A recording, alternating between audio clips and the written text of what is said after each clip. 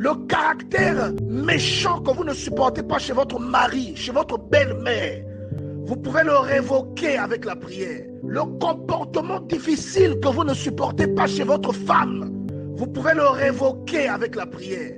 Cette personne que vous ne supportez pas est peut-être liée par un esprit, est peut-être liée par une influence, est peut-être envoûtée. Vous voyez, la Bible parle du fou de Gadara, quelqu'un de méchant qui attaquait les gens qui passaient par là. Pourquoi les attaquait-il?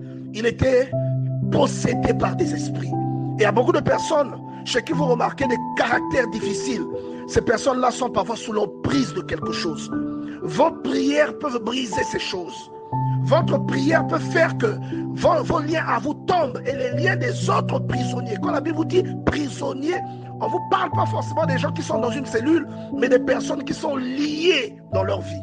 Des gens qui vous entourent, mais qui sont liés. Des gens qui sont avec vous, mais qui sont liés par des habitudes, par des forces.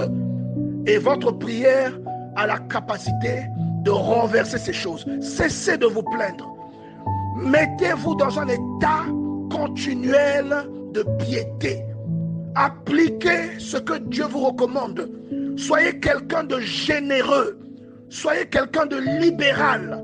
Et vous verrez ce que Dieu fera. Vous verrez que la délivrance entrera dans votre vie avant même que vous n'ayez fini votre programme. Et il y a une illustration incroyable, moi que j'aime beaucoup. Je rends grâce à Dieu pour cette illustration.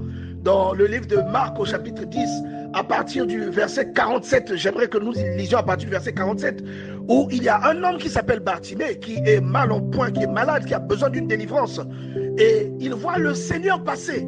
Vous savez, ce que nous faisons en ce moment, c'est le Seigneur qui est en train de passer à côté de nous. Parce que Dieu, c'est la parole. Il est en train de passer à côté de nous. Il touche quelqu'un. Il va atteindre quelqu'un.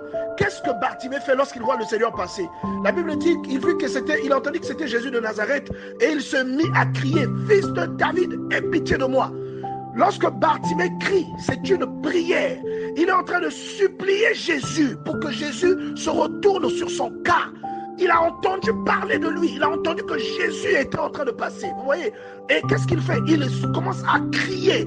Et regardez maintenant la réaction qui se produit à partir du verset 48. La Bible dit, plusieurs le reprenaient pour le faire taire. Vous voyez, ces gens-là étaient là. Ils ne demandaient pas à Jésus de les aider. Mais ils empêchaient celui qui voulait de l'aide. Ils l'empêchaient d'exprimer ce besoin-là qu'il avait. Vous voyez? Et la Bible dit, plusieurs donc le reprenaient pour le faire taire. Mais il criait beaucoup plus fort. Fils de David, aie pitié de moi. Les personnes qui sont en train de maîtriser Bartimée pour qu'il ne crie pas à Jésus, ce sont toutes les choses mélangées ensemble qui emmènent la torpeur spirituelle dans votre vie. Quand vous avez envie de prier, vous sentez la fatigue. Quand vous avez envie de prier, vous avez le temps de faire tout, mais vous n'avez jamais le temps de prier. Vous pouvez même être là en train de faire une causerie stérile pendant des heures et des heures, mais vous ne pourrez pas prier autant de temps. Vous n'aurez pas cette volonté, vous n'aurez pas cette envie. Votre corps n'aimera pas ça.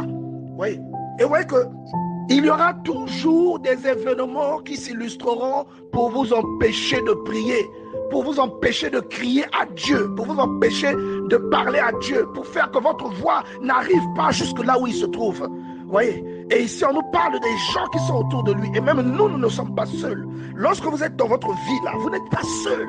Il y a des forces invisibles. Et vous devez croire en ces choses parce que le Dieu dans lequel vous croyez est invisible.